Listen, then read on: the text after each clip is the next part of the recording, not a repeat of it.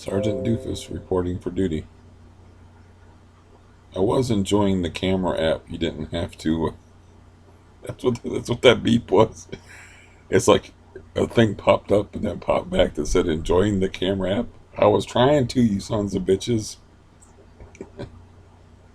Anyways, that's just whatever. But yeah, I was sitting here and I had my body is crying out like for physical activity. And I feel so bad for it. Yeah, but I will try to do some stuff. But it's like, man, do I miss having a healthy set of legs? And I figured out something like by taking that Neurontin and then not exercising, which Neurontin is not going to help you exercise. That my pain level is getting intolerable. So yeah, my mood's okay. I mean,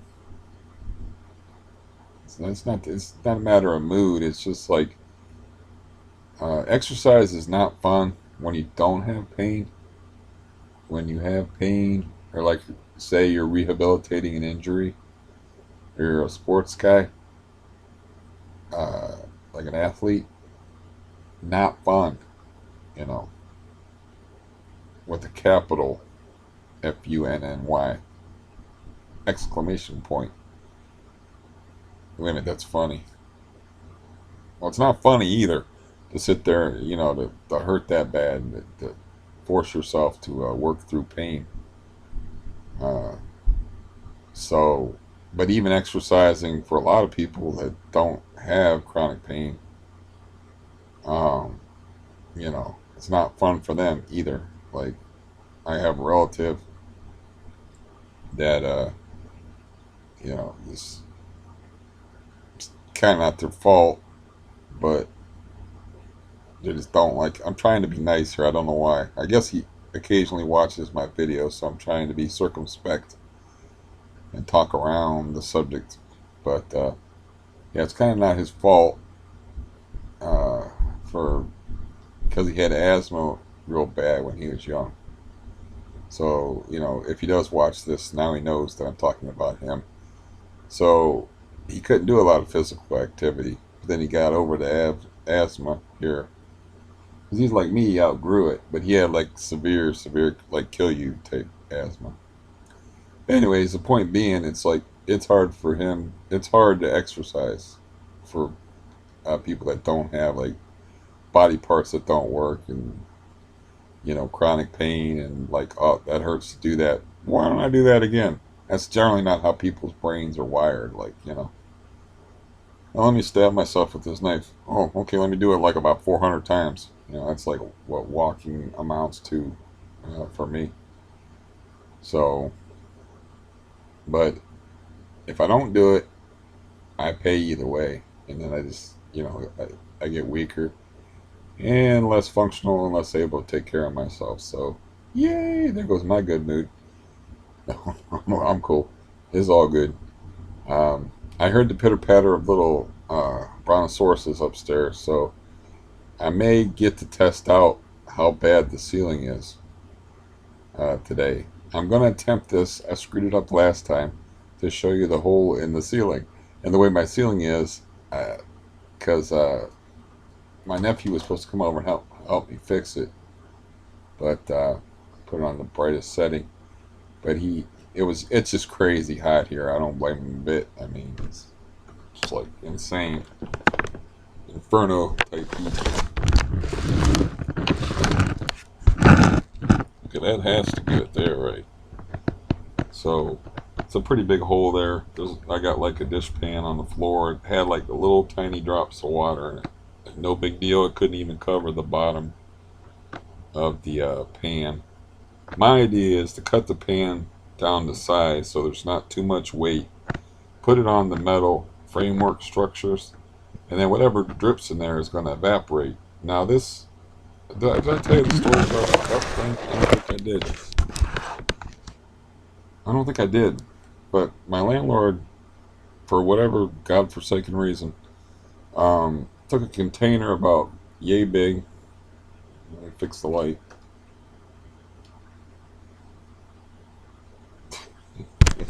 Yeah, whatever, man.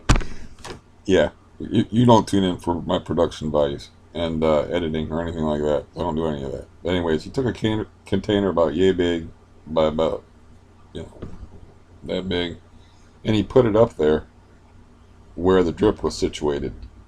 How this is a good plan, I don't know. You know, because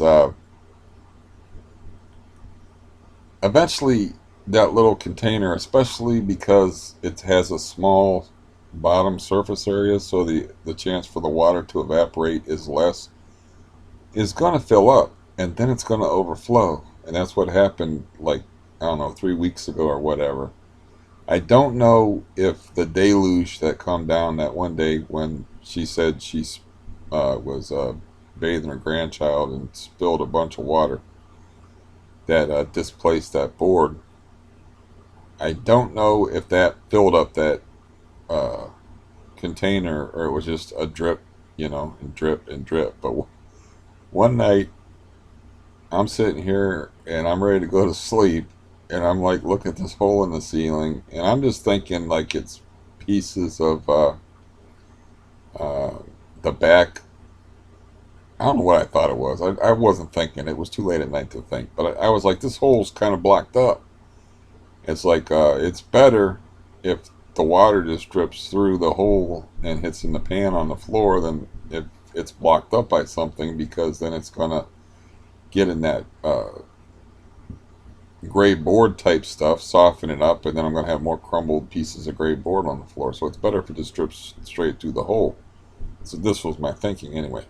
So I took my cane and I poked up in there, and I'm like trying to poke this thing out of the way that I don't know what it is. That's whitish and it had like a red stripe. Well, the red stripe turned out to be a handle, and it's that container I was talking about. So I tip it over. A whole bunch of black, nastiest water imaginable comes pouring through the hole. Somehow, most of it hit into the dish pan. I got some of it on me. I got some of it on my legs and a little bit of splash on my chest, but it was still disgusting. But it was almost like a practical joke I played on myself. Like, the water bounced over the door with the bucket, which, they used to show on TV back in the days.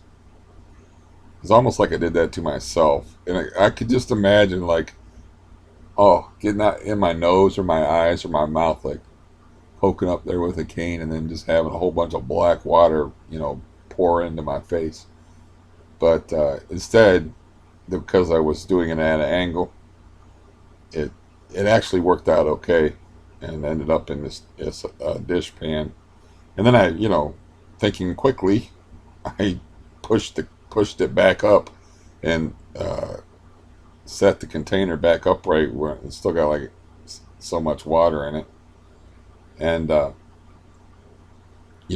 I kind of like pushed it over so it was situated on a strut. But that's just like a dumb idea, because if you have a leak and you got like this container that's going to weigh a couple of pounds, and then uh, maybe he had it set on the struts. I don't know, but if it wasn't set on the struts and it was set like over just on the board part, what would happen is it would fill up and then overflow, weakening the board around the bottom of the container, and then this disgusting, brackish, nasty shower water from like months ago would just come through, break a hole through the particle board, hit the floor, and be all over the place. I'm trying to remember, but I don't think the container was actually situated on the metal struts. So I'm just lucky, and that board is pretty thick, as you can probably see. I'm just lucky that it didn't do that. My landlord apparently is an idiot, as well as being, a facilitator of the drug trade, and just a sanctimonious piece of shit. But I still gave him $1,700 yesterday, and I still paid the rent for until October. So let's see, July, August, September, October, through October, so I don't have to pay the rent until November. And I talked to my psychiatric nurse this morning, and he's going to give me some melatonin. I don't know if that what that does or whatever, but he's always trying to. The expression they use nowadays is pill you up. He's always like, "You want some antidepressants? You want this? You want that? You want this?" And it's like, I don't want to take the drugs I'm taking now. I would like to be drug free. Thank you very much. I used to enjoy marijuana, but even that, cool. I don't want that anymore. So, uh, anyways, I was like, yeah, I'll take the melatonin, and I was thinking, I was like, you know what? Let's just give this to my brother. 'Cause my brother don't go to any doctors. He's always having sleep troubles. I was like, if it actually works, he won't take like other things, you know. But if it's melatonin, he tried melatonin before, but it was over the counter melatonin. So this is prescribed melatonin. I don't know if there's a difference or whatever, but I tend to think of other people sometimes too much. So I was thinking I don't really have major sleep problems like he does. So yeah, if it actually works, he would actually take that because I was like, this is actually the kind of thing that you could use. And I was trying to give him some sleep aids of some kind, and he won't take anything, man, because his history is he got pilled up, more like lithiumed up. He had very bad experiences as a young person where he got you know put on psychotropic drugs that were like heavy duty, lithium and all that stuff, and yeah, so he won't touch anything. If it comes from a psych office, forget about it.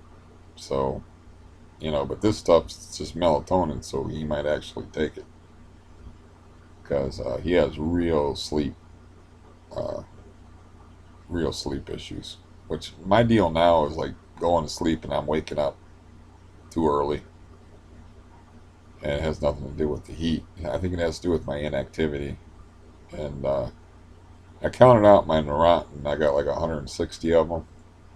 I don't get those anymore, so that's a finite supply. And I don't think taking them has been healthy for me, but I've been in pain a lot. I think I just need to uh, make with the walking and the lifting weights and get my pain level back to normal a little bit. But yeah, it was weird like there for a while. Like, man, I should get up and like I got so many things to do in here, but they're all hard to do because my legs don't work right. So, but for instance, I got like a heavy duty cardboard box in there that I think would be ideal for like patching up the ceiling. I don't want the landlord in here, and I can patch up the ceiling. I got this long tray. So in other words, like it's not going to be like that little container. The water will have a chance to evaporate, but actually, if I wanted anything to do with the woman upstairs, I'd be like, do me a favor and fill up your bathtub and put the plug in it, or flip the switch or whatever the deal is, and let's see what happens.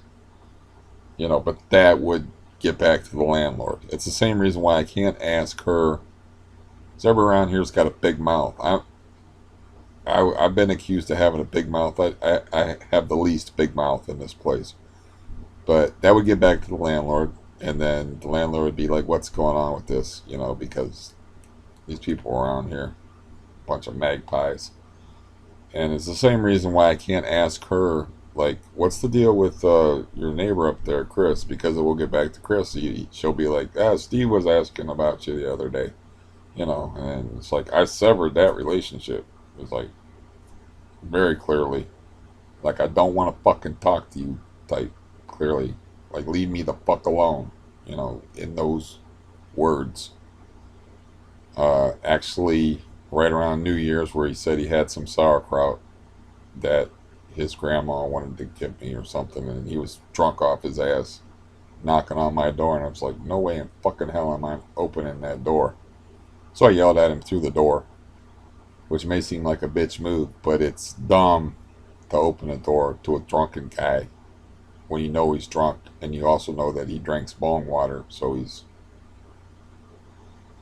But I think I saw him yesterday. I think he still lives here, but the pleasant surprise of this summer has been like uh, somebody asked me on the phone, "Does he still live here?" And I'm like, "I don't know, even know." You know, it's like I don't see him, I don't hear him. Now, granted, I stay in my little prison here, and I don't live out in the living room, which is connected to the porch. I don't see comings and goings. Um, you know, because of like I said, the prehistoric type noises that come from upstairs. I just abandoned, abandoned the living room, which I have that huge living room you've probably seen if you actually watch my videos on a regular basis. Um, yeah, with the red carpet and all that, and the three windows on the porch. But so I also like texted the guy's been trying to get in contact with me, but he's really erratic, and the psychiatric nurse is like really he's going to get on his ass sooner or later. I mean, I don't know how the pecking order works in that um, office, but I imagine he is above him because he's starting to get pissed off that the guy's not helping me move because the psychiatric nurse guy is like he's wants me in some kind of assisted living facility where I have like access to help and stuff. Even though I have these aid workers coming here that aren't allowed to do shit right now during the COVID thing. And anyways, so but yeah, he doesn't like me living here. Well, when I go in to see him, I'm always using a walker, so you see somebody with a walker that's got and he read up about CRPS and informed himself about it, and he was like, yeah, this shit's fucked up, this is bad. So, yeah, I wouldn't be surprised if someday that guy catches an earful that's supposed to be helping me move. But anyways, the point of me saying that is like I texted him and I told him I wanted him to put in an application at this Bender Woods place, or get me an application and I can fill it out or whatever. Um, because it is so isolated and rural that you literally have trouble finding it, according to this aid worker over here, because she goes and helps people that live there. And also, it's got that thing that I like, where there's nobody above me and nobody below me. They got like the single story setup. Problem is, there's only like 35 units, and they're all full up. Another plus of that place is I don't know the acronym for the government agency, but my rent could be, uh, how it might be one of those places where you only have to pay a certain percentage of your overall expenses and utilities and rent. I don't know. My brain's not working. I don't know what to call that. Uh, there's such a simple term for it too. Uh, in other words, like say the rent's $500, I might only have to pay $325 to live there. So it could actually be even cheaper than here. But there's nothing available there now. But it's a over. It's not a senior community, but it's like I think an over 55 community. And I don't know if disabled people are. I think disabled people qualify, but even if I have to wait till I'm 55, you know, um, yeah, I don't know. I just want to be put on the wait list there because it's like ideal.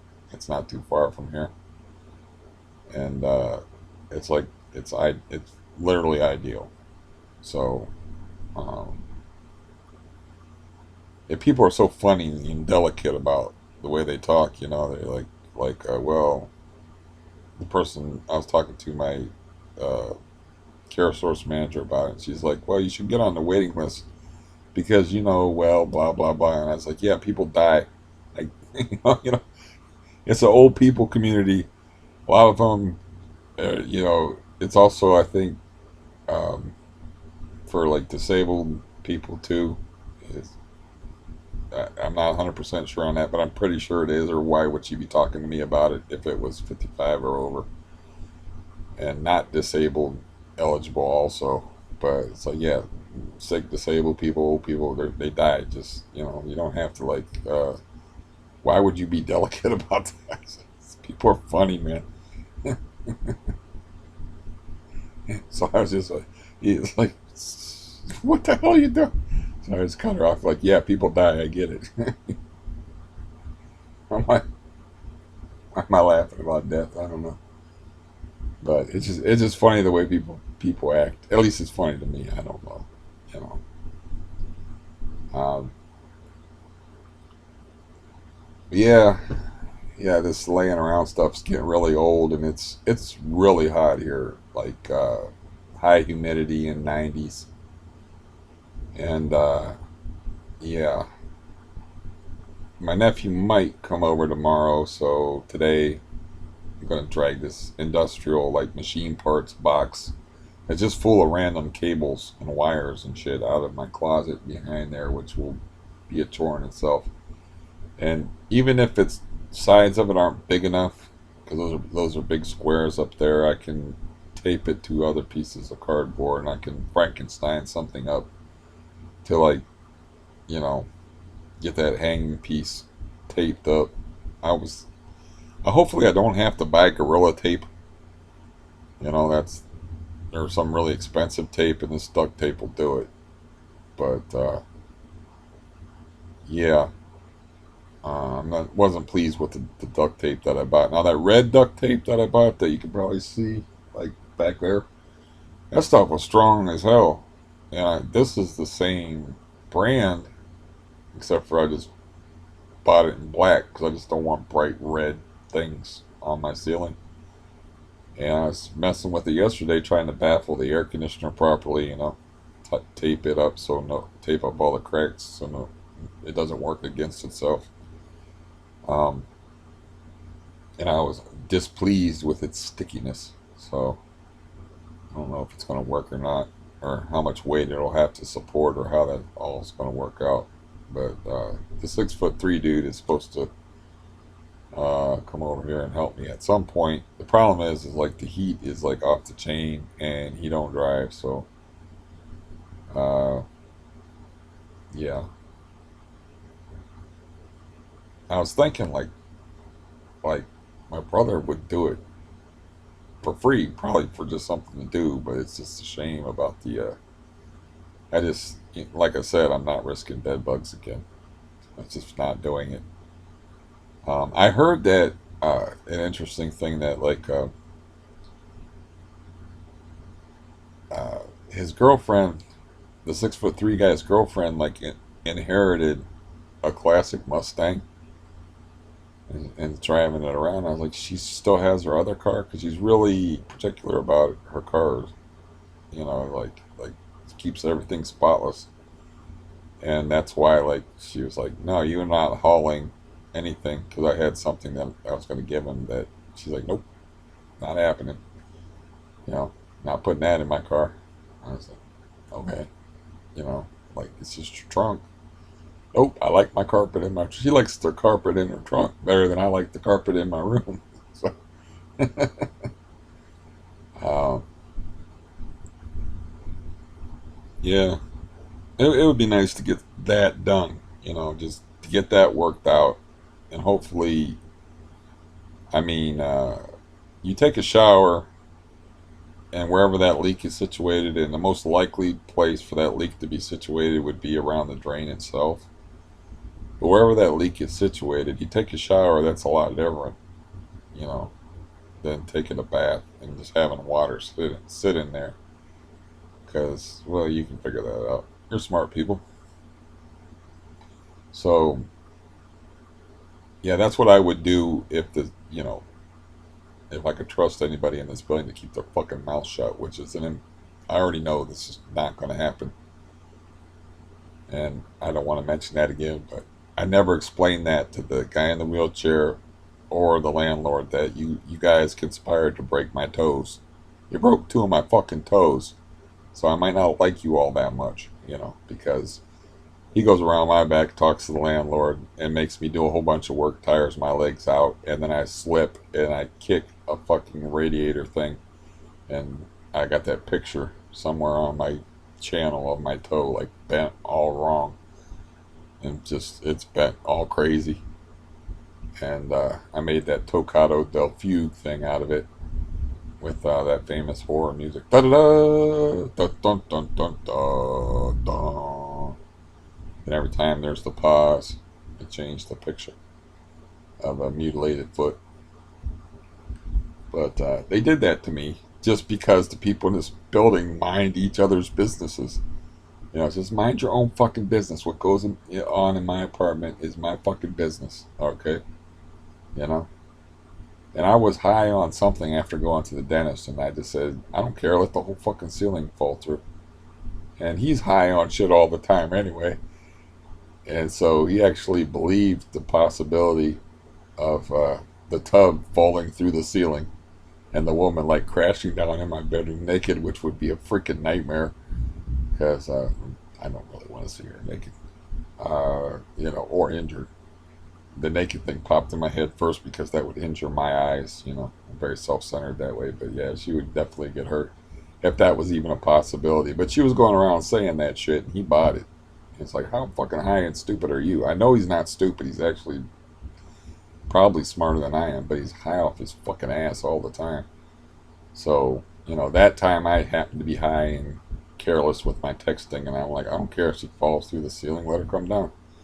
Because it was just so stupid and ridiculous. The whole idea of it, is just ridiculous. It's clearly the woman.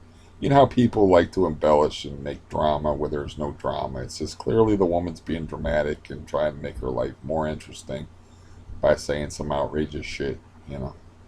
It's like when the uh, darker hued hood people lived upstairs, and there was a cop raid on the house across the street, and this woman rode around on this mobility scooter, and she came around the corner and she ran into the police who were in the middle of that raid. And by run into, I mean she just happened to see them as they were approaching.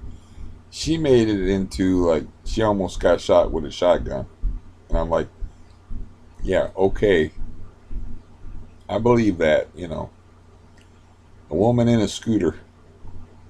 Uh, they make noise. I don't know if you know that, but they make noise and they rattle on the road or shit. The cop's hyper aware with his shotgun in the middle of a police raid, and he's not going to be aware of a woman in a scooter and like points a shotgun at her, you know.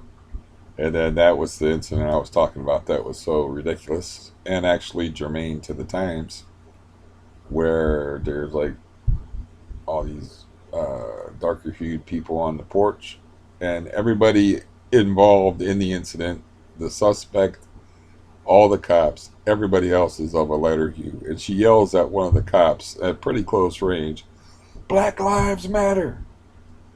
I start laughing my ass off because, like, it's summertime. I got the windows are one of the windows were cracked, so I was just listening to what was going on. I was eavesdropping. Let's be honest, I was eavesdropping. I didn't want to be a part of it, but something interesting was happening, and there was a bunch of guns drawn, and there was a guy. They had a report that this guy was unstable and had guns, and the woman came out first that made the call, and then they all drew down, and most of them had pistols, and it's like, come out of the house now. This whole like dramatic thing happening, and the dumb asses on the porch You know, if it's me and there's a bunch of people with guns drawn and you know, they're like right directly in the line of fire if the guy actually had any kind of weapon, but you know, they're so starved for entertainment that they're hanging around out there. Meanwhile, I'm like peeking around the corner and shit, like looking out the window, ready to hit the dirt at any time. I could still get hit with a stray bullet, but you know, they actually. I, let's just put it this way: if I'm at a cop's back and he's got a gun pointed, I'm thinking if anybody shoots at that cop and misses, I'm in the line of fire. This is not a good situation for me. But these people weren't like that at all. But yeah, she actually yelled at the cop. Just looked at her like, "What?" 'Cause this was like when Black Lives Matter was a new thing. I think this was after the Ferguson riots, a couple of years. I don't know. I don't know. I don't keep track of time, but like this is like 2, 3 years ago, 4 years ago, maybe. I don't even know. But it was when Black Lives Matter was new. But she's yelling Black Lives Matter because she made up this ridiculous story about how a cop almost shot her with a shotgun as she was rounding the corner to come sit on my porch out there on a on a disability scooter. So people do that shit, you know. They want to make their lives more dramatic, you know. It's like, I mean, I tell a story.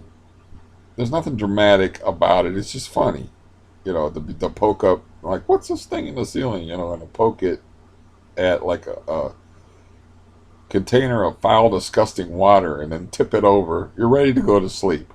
It's the last thing you do. You sit down on your bed. You're ready to go to sleep, and you're like, well, it just happens to catch your eye. So poke at it with a cane. A bunch of black water comes down. Okay. I didn't say like oh man, it comes so close to hit me in the face. If I would have drank that, I would have got some kind of Ebola shit and died maybe. You know. So, no, it's just a bunch of dirty, filthy black water that come through the ceiling. Uh, and I got hit by it, but I've had worse. I mean, I've been to the zoo. The monkeys do throw shit, so I've been hit by worse things. You know, so he's had that monkey cage. I always used to wonder, why in the fuck would anybody want to watch these monkeys? I don't know if they were chimpanzees. Or, I think it was monkeys, chimpanzees. I don't know. This is when I was a little kid at the Cleveland Zoo. At the time, I think the Cleveland Zoo was like right next to the San Diego Zoo, is one of the biggest zoos in the world. But I was like, first of all, these monkeys aren't all that interesting, and second of all, it smells like hell. Third of all, they're throwing their shit. So yeah, I've been hit by worse things than a little bit of brackish water. My sister has this story that should be on video, but I don't like I said, I don't know chimps, monkeys, I don't know what the hell they were. But she said that one of them was sleeping and they were people. It was hot out, so people throw ice chips to them, you know. So apparently they're smart enough to be like college guys and think up ridiculous, slightly gay pranks. And so this one of these monkeys picks up this ice cube. Instead of eating it, it looks over and sees a sleeping monkey over there and goes up and jams the ice cube up its butt. Now, I gotta admit, that's pretty damn funny, but I'm not gonna like sit there and watch monkeys just on the off chance that one of them is a genius when it comes to pranks. Okay.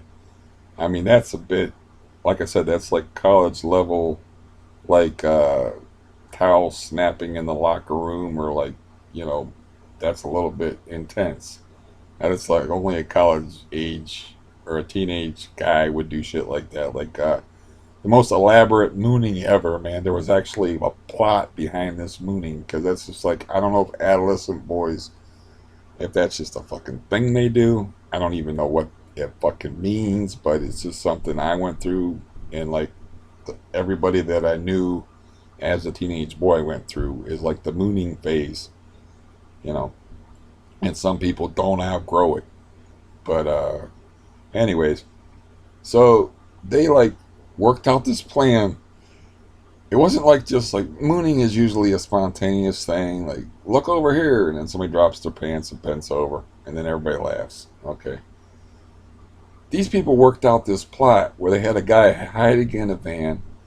They tricked this guy into saying that we need you to go get something out of the van, and then so the guy would be close up, and they timed it out so it's dark inside the van, and the guy has to pull back the van door, and the ass is right there. So it's like there's a lot of work and planning that went into that, because you had to tell the guy the lie, you had to coordinate it, you had to make it, you had to time it out, you had to have the guy get in the right position so he'd be eye level with the ass and everything. It's like that's a lot of work to put into a mooning. Yeah, but I don't know if that's a thing that all guys do. I know that for football fans, there's the Randy Moss incident. It's just a tradition in Packer football that like to moon the visiting team's bus. So they're in the same division. They play twice a year, the Vikings and the Packers. So it was a playoff game to boot. So some people never outgrow that apparently, or maybe it's just young guys doing it. I don't know, but I think past the age of 14, you shouldn't be mooning anybody. It's ridiculous. But anyways, uh, it's just a Green Bay tradition to moon the visiting team's bus as they leave, like a mass mooning. You know how they have the parking lot barbecues and whatever. Hopefully, they do it away from the food. But anyways, so Randy Moss catches 2 touchdown passes and beats the Green Bay Packers almost single-handedly in a playoff game, knocking them out of the playoffs. And to get revenge for being mooned all the years that he's played those 2 games a year at Green Bay, he mimes himself mooning the crowd, and Joe Buck's like, that's a disgusting display and stuff like that. And Randy Moss is like, disgusting display. And then he explained, like, he outed the Green Bay fans. He's like every time we go there, they moon us for real. All I did was fake moon the crowd. I thought it was hilarious personally. Then they asked him later, after he got the fine, he said, look, if I knew that it was going to cost me that much money, I would have mooned them and shook my nuts at them too. It's because Randy Moss is unfiltered. But he's like, I would have mooned them for real and shook my nuts at them too. But yeah, he's famous for like yeah, not caring. But the weird part is like Charles Barkley can get away with saying anything. For some reason, Randy Moss can't. So he takes a lot of flack for the things he say. Meanwhile, Charles Barkley can say any damn thing and nobody cares. Oh, that's just Charles. I don't know how that works, you know. Um, but anyways, Randy Moss, love that guy. Um, but yeah, I thought that was hilarious. I watched that live and I thought it was fucking hilarious. And then people made a big deal about it. And the league fined him, and the Joe Buck announcer was like, oh, live, watching it live, a disgusting display by Moss, blah blah blah. It's like, man, where are people's senses of humor? He didn't moon him for real. He just mimed mooning the crowd. That's poor sportsmanship. Like he's just mooning the people that have been mooning him for years, but he's not doing it for real. They're doing it for real. So yeah, that is the longest monologue you will ever hear about mooning. So yeah, I thought it would. Uh, I think I will bring that to a close. Uh, but again, I just don't know if that's a phase that young teenage boys go through or whatever. Uh, I do have other mooning stories, but I think I already told them. Thinking of that one, it's just kind of cracking me up. Um, Sometimes, you moon the wrong people. So yeah, shit, I might as well tell it now. I told it before probably, but I'll make it short. So two of my cousins and like 3 other friends did a mass mooning at somebody's house. I want to say the guy's name so bad, just because of it's just a name that sticks in your head. But anyways, we'll call the guy Joey. Joey is a buddy of theirs, so they thought it would be funny to sneak up to his house at night and like all five of them just run up there naked in tennis shoes and moon Joey through the big window. The problem is his grandmother and his parents and his sisters and everybody was eating dinner, so they mooned a whole dinner. They mooned a whole generational dinner party. And he was like, later on, he come to, what were you guys thinking? It's like that was my whole family. You mooned my whole family. He was like, what's wrong with you people? But yeah, those I got everybody got crazy family. It's but that was a guy that they used to stuff his head underneath the couch and punch him in the ribs and tell him that they were toughening him up. And he would just take it and be like, nah, they're just toughening me up. And my other cousin would be like, no, they're beating the shit out of you. Don't you understand? It's literally stuff his head underneath the couch and then just like punch him in the ribs. It's like I'm sure he would prefer that to him mooning his grandmother and his grandfather, but that's just how that happened. Yeah. Um, yeah. That's enough ass talk for like a good month. It's the damn monkey's fault for sticking the ice cube up the other monkey's butt because, first of all, I did not know that. I always knew that monkeys were evil. Generally, I don't like monkeys. I don't know about chimpanzees. They call it the monkey house, but there's racism involved there probably, so it could have been chimps. I don't know, but yeah, that's a pretty elaborate uh, practical joke, and I'm pretty sure my sister said that the other monkey and or chimpanzee did not enjoy that being woken up in that fashion. But anyways, that's it's her fault for telling me that story as a little kid. Like you remember everything, especially if your childhood's like a total wasteland, like mine was, where it's like just a barren, uh, colorless existence. Shit like that just sticks in your head and will never ever go away. I mean, when I think about like all the opportunities I have to do now, and all like uh, the resources I have, and the thing, it's like it wasn't that youth is wasted on the young. It's like that I was young and I didn't have any opportunity to do anything interesting. I didn't have any money. I didn't have anything, and I didn't have any. I didn't have parents that gave me music lessons when I was interested in playing guitar. And they really didn't teach me a lot of things. My mom was a very nice person, but I don't remember being taught a whole lot of things. She taught me to be nice to other people and selfless, and was like a true Christian type person. So, um, which can be a good thing or a bad thing. It just all depends on the situation. You can't go around being a Christian to everybody. Like I was a Christian to the drunk guy upstairs. It did him absolutely no good. I gave him my TV and I gave him stuff. And I'd give him football cards. And I'd spend time with him and I'd do this and I'd do that for him. And as far as I know, he's probably the same damn person he always was.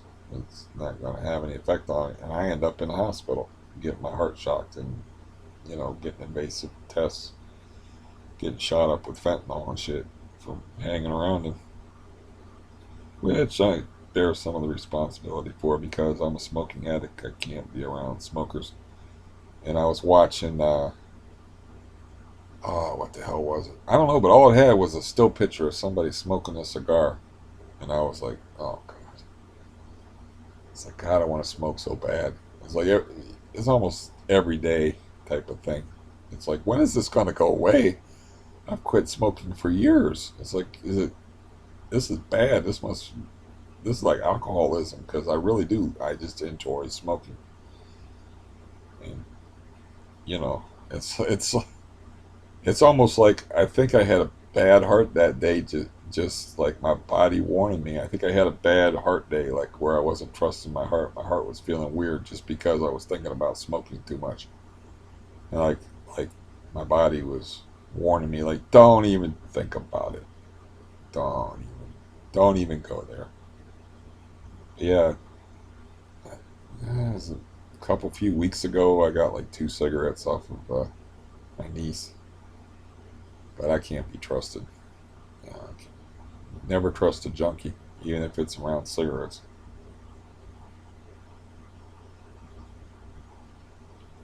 And it's like the dumbest fucking addiction ever because you don't get high from it. You get sick from it. I mean, I've covered that ground before. It's just stupid. I mean, it's a stupid thing, but for some reason, the act of lighting, puffing, I enjoy the hell out of it. And I wasn't one of them poor dudes that started smoking when they were 14, like my cousin in Florida. He probably started smoking when he was 12. My dad started smoking when he was like 10. You know, uh, it's like their dad didn't care. My uncle, the guy I always talk about in Florida, like he didn't care. He was like, here, there's a carton of cigarettes. You know, like the Breakfast Club line. You know what I got for my birthday? A pack of cigarettes. Smoke up, Johnny. You know, like yeah, it's like, yeah, quit your fucking whining. You should hear my cousin in Florida talk about his father. You would be like, oh shit. And he was the tough guy in the Breakfast Club, and Judd Nelson. He's like, it's like a famous movie. I'm sure you're familiar with it, just from pop culture. What I got for my birthday? I got a pack. I got a carton of cigarettes. Smoke up, Johnny.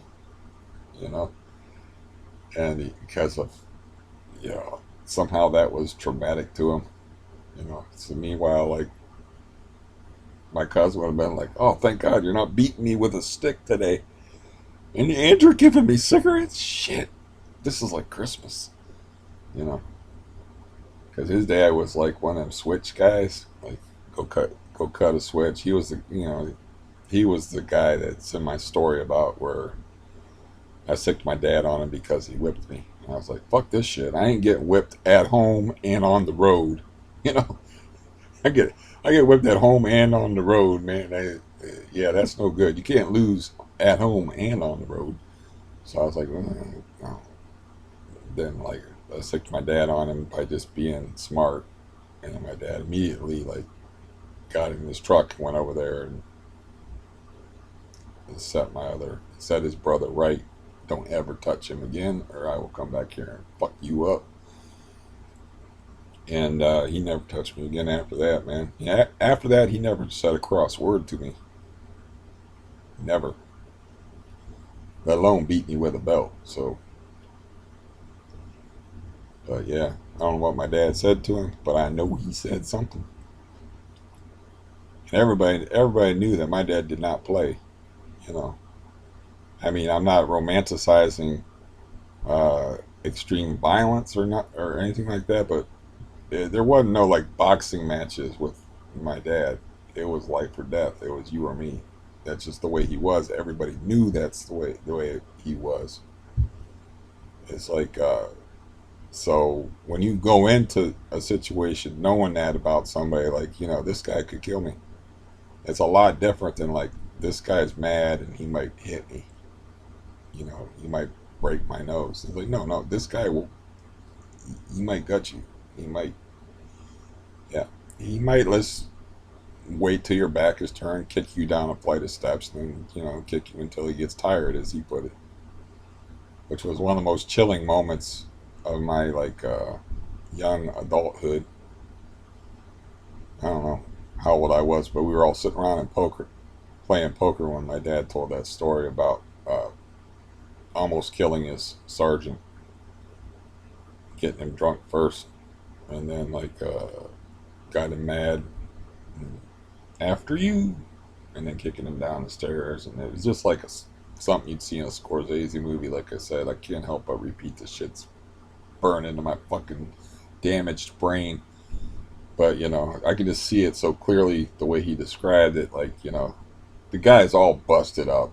He busted the shit out of him. He's all like lumped up, broken ribs, just, and he had probably the mother of all hangovers to boot. And he's sitting there, and my dad don't have a mark on him, and they're in front of their CO, commanding officer. Of course, you know what that meant. Again, insulting your intelligence. And the guy that's all busted up, commanding officer says, "I heard something happened between the two of you."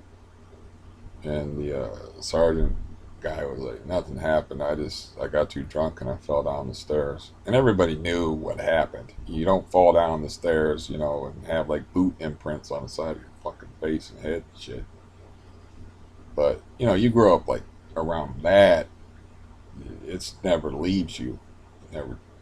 It changes you. It marks you. It never leaves you. And my dad was actually liked me. He was actually mostly pretty nice to me. He liked me a lot. So he just was messed up in the head and couldn't express it. He expressed it in different kind of ways, but he would never like compliment me or praise me on anything that I can remember. He'd make fun of me sometimes. I remember him making fun of me and hurt my feelings when I started lifting weights because he was like, "I seen bigger muscles on a mosquito." And I was just looking for a kind word. That's like the encouragement I got. But to him, it was a joke. He's not thinking of it like, yeah, support and encourage your kids emotionally. Didn't get too much of that. And then, but yeah, he wasn't like, he was just scary to be around. I just remember, I didn't need a lot of ass whippings, man. I wasn't stupid. So I just remember a couple of times where he got physical. I don't I don't remember much. Like I said, after my older, why am I getting into this shit, man? I don't know what the fuck is wrong with me. I gotta spend my energy doing something else and run through shit that you've already heard before about, you know, my past. Yeah, I guess that's why I talked to a psychiatric nurse this morning.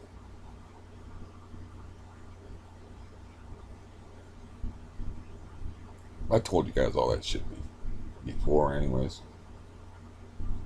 It is kind of fascinating because it's not normal. And then none of that stuff's normal, you know. Uh, yeah, there's. It, it, I did. I don't think I told this story about my dad, but this kind of this kind of cracked me up. Which is, he didn't.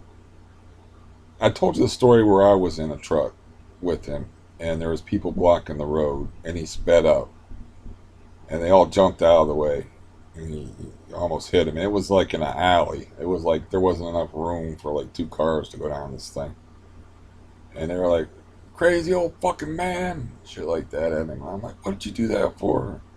And he's like, "Shouldn't be in the road."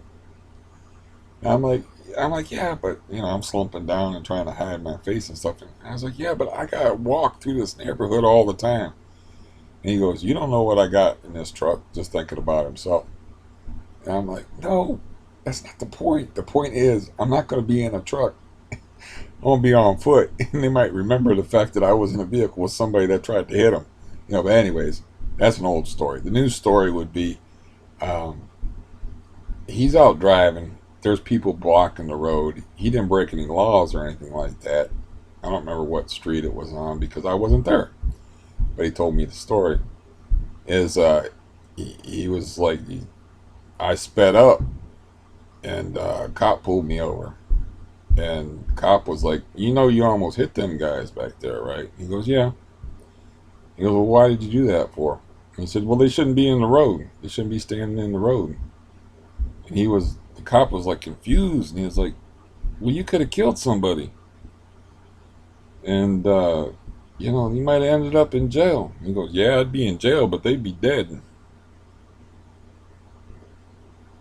I'm like, and the cop was like,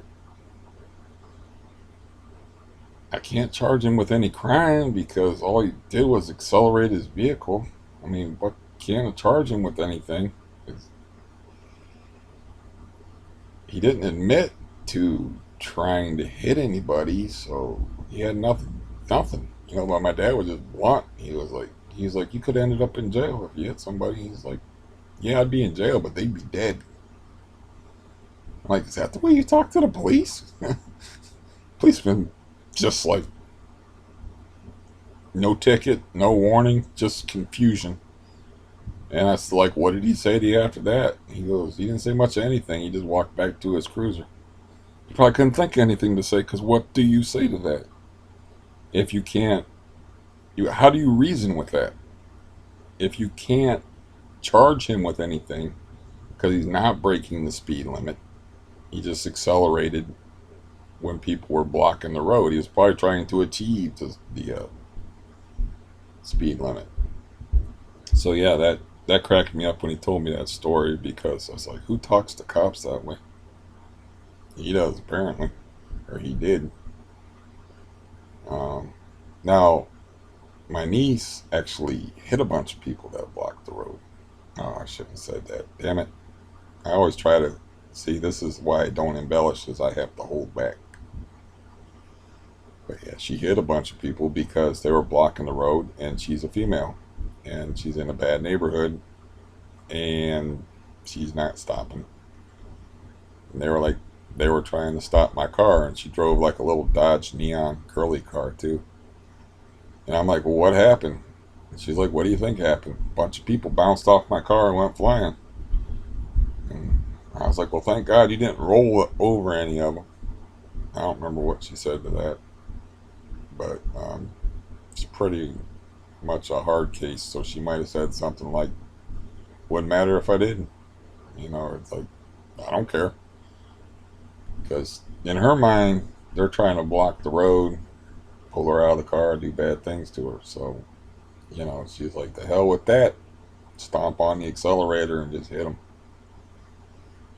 And she said they just bounced off her car, and you know she don't know what happened after that, because that's a crime, and she left the scene, and nobody got her license plate, because they were probably, I mean, who's gonna be like, "Oh, look, my friend's bone is sticking out of his leg, I better take the license plate of that car that just did that"? No, you're gonna be like, you're not gonna be mindful of what the hell's going on.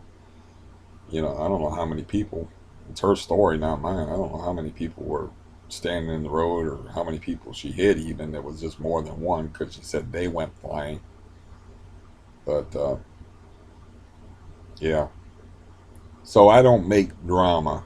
I don't talk about like bathtubs falling through the ceiling. You have to scale everything back. I have to hold back, because I shouldn't even have told that story. I mean, she probably wouldn't care, but I shouldn't. I could tell you some other things that would really blow your mind. But yeah, I don't blame any woman in that situation, man. Run them motherfuckers over. I don't care. They're up to no good. Whatever they're doing, they're up to no good. If they're trying to stop your car, hell with it. Floor that sucker. Do the same damn thing, and don't give them no warning. Because there's been, I saw a video once of a dude that somebody stopped his car, so they drug him out of the car, beat him up, and robbed him. It's like, you're in a car. They call that the 2,000-pound bullet for a reason, man. Shoot them motherfuckers. Why are you stopping to get robbed? That's taking Christianity and turning the other cheek a bit far. There's actually video of that. somewhere that I saw, and that's all I could think was like, why would you stop? It's like what do you why do you think them people were stopping your car? Did you think they were stopping your car for a good reason? Like, sir, I just wanted to tell you that one of your tail lights out is out. I didn't want to have you get stopped by the police. You know? Oh hell, man. Ah, yeah. Like I said, I was talking the other thing about, like I had that little mini video about like where that cop humiliated me. Oh, I should have had my keychain with me. I could have showed you over this little tiny multi-tool thing that I had, like had like a little knife connected to it. Yeah. Anyways, um, it's like a total loss of what I was talking about at this moment. That how that tied in there, because now I'm thinking about that, because that was really an emotional experience for me of when that cop did that, because that was freaking humiliating. It's humiliating enough to go to welfare, but to actually, just get treated like that. I see. I'll just have to. I train wrecked that, so I'll just have to put that aside wherever I was going with that, because like the emotional impact of that was pretty. Yeah, it just kind of blocked my mind. But in that little short video, I said something that was connected to whatever the hell else I was talking about. Um, when I told that story. But anyways, yeah, I think I should probably like use my energy to do something, even though it's like it's 12:03, and it's right around 90 degrees outside. It's going to get a little hotter, and I got air conditioner in the window here, so I can pull that box out, clean it out, and see if I can size it. I can't get up there and get measuring tape and figure out what size I need to cut the cardboard, or that'll all have to wait till I get somebody who can get on a step ladder safely to do the measuring and stuff. But I can get the box out, clean the cables out of it, and take an Exacto knife and cut it into squares, and then see if I have to Frankenstein something together like this over here to lock that up and fix that. And then I don't know if he's going to come over tomorrow or not. I was thinking about, like, if he wants, he could have like a steady gig, because like I don't have like um, anybody to help me around here, but they live pretty far away from here, and he could have like a steady gig if he wanted to, just coming over here and doing like housework, and I could afford to kick him a few bucks here and there. I told him I'd give him a C note for doing some throwing out that couch and fixing my ceiling and doing some random stuff out here, which wasn't really specified what it all entailed, but I know he could use the money, so and I'm good. It just scored a ridiculous deal. I'm getting my I spent all freaking day yesterday, like, getting my card shop ready, because I'm going to do the sports card selling thing. And so I had these cards. They're like in a big.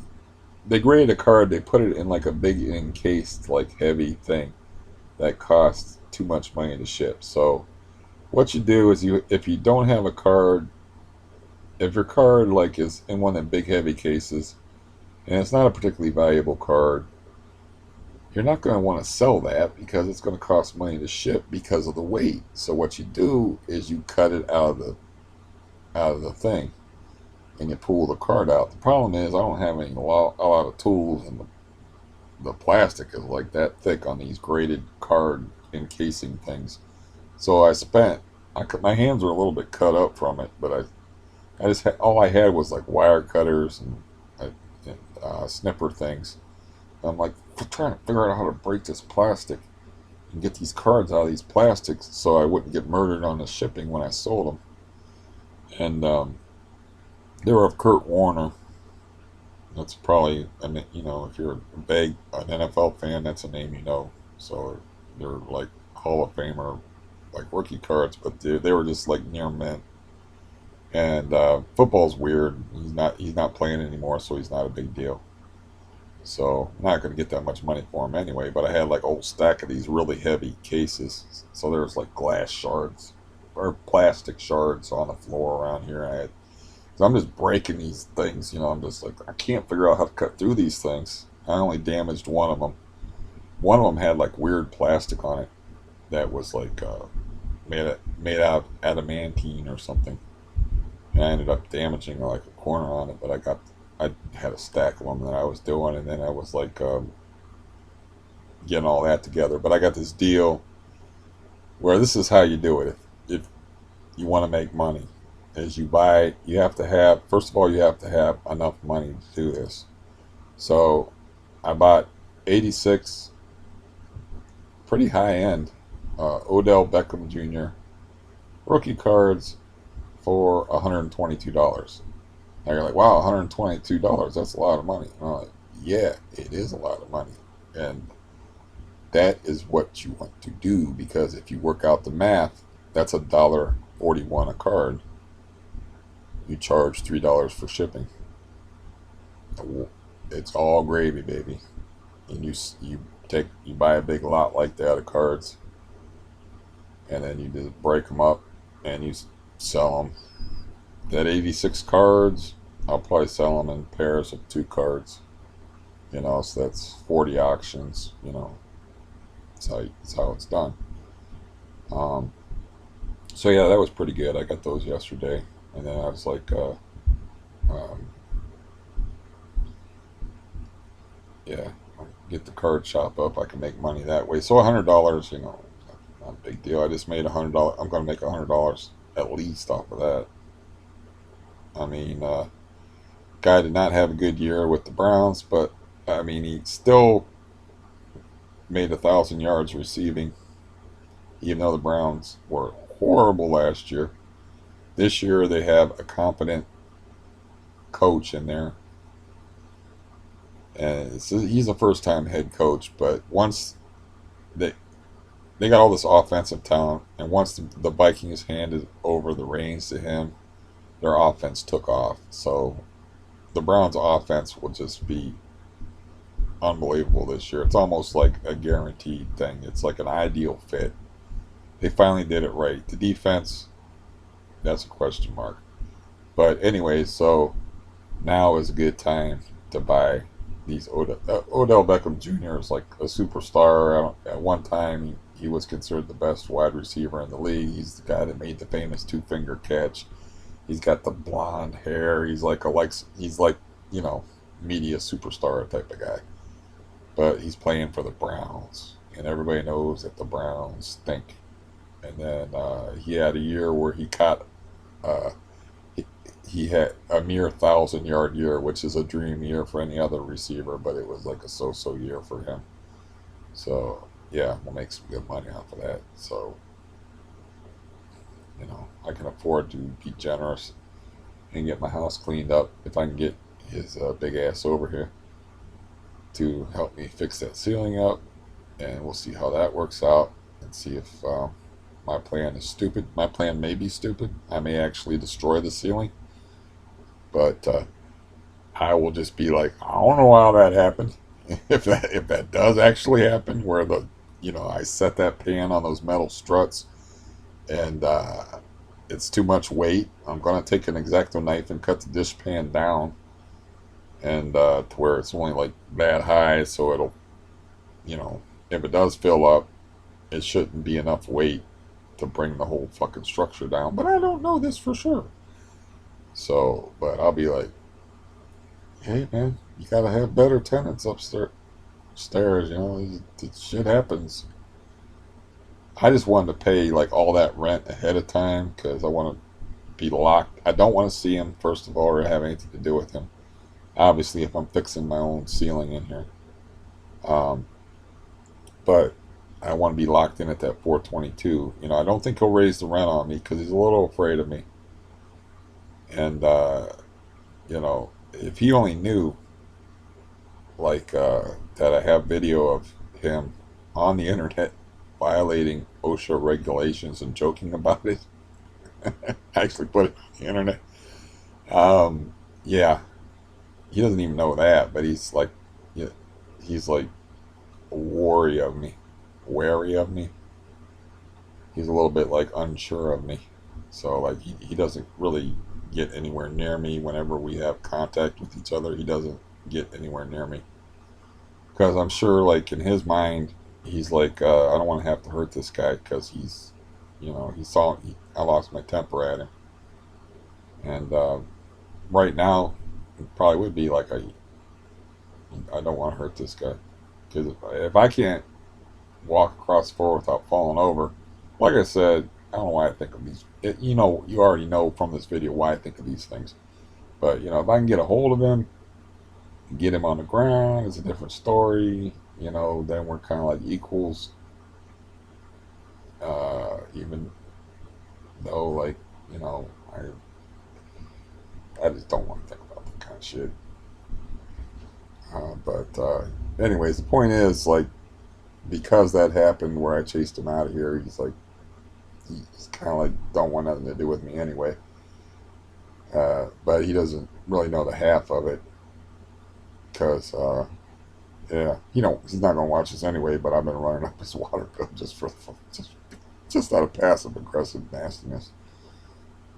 Just leaving, you know, I go to bed at night and I just leave the faucet running, like not at a drip but at a trickle, and wake up in the morning and, you know, turn on full blast, get my coffee going and stuff. So he can't tell who's doing that or who's doing what. It's because he's paying the water bill. It's just costing him money while I'm living here really cheap, which petty revenge, but you know,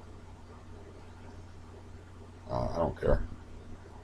I, I actually feel like he should be in jail. Um, anyway, so